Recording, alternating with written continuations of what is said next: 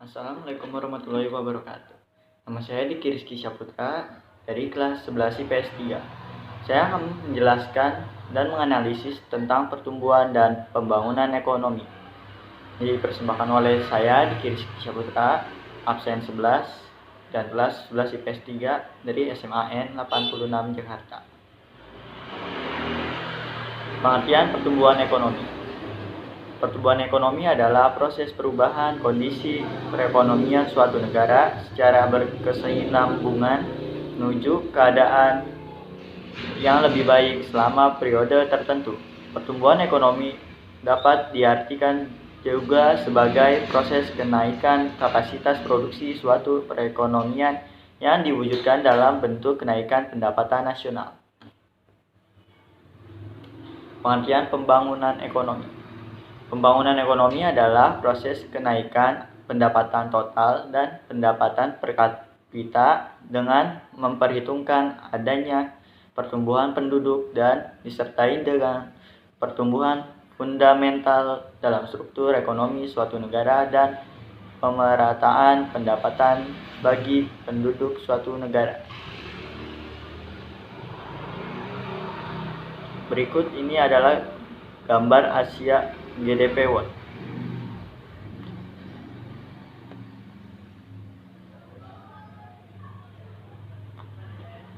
Analisisnya, pertumbuhan ekonomi Asia Tenggara melambat menjadi 4,5% pada 2019. Pertumbuhan ekonomi di Asia Tenggara diproyeksikan turun menjadi 4,5% pada 2019 dari 5,1% tahun sebelumnya.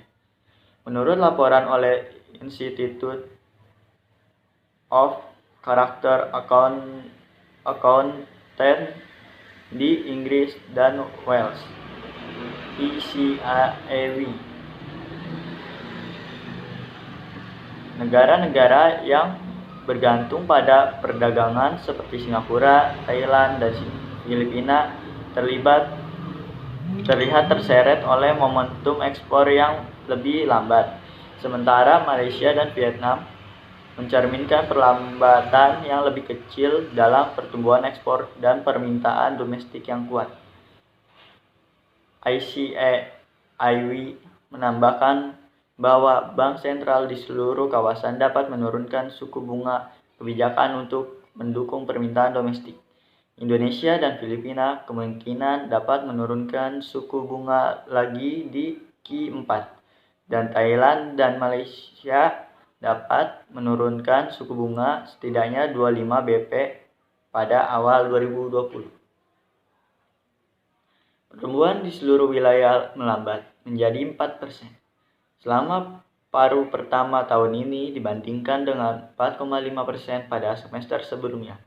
Sebagian disebabkan oleh limpahan dari perang perdagangan AS dan China.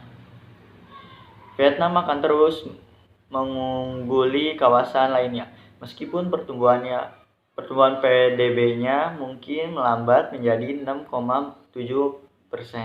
pada 2019 dan 6,3% pada 2020. Kemungkinan akan dipotong menjadi 5,9% pada tahun 2020-2021 dibandingkan dengan baseline 6,2% jika AS memberlakukan tarif impor yang lebih tinggi. Sekian dari saya, kurang lebihnya mohon maaf. Terima kasih. Wassalamualaikum warahmatullahi wabarakatuh.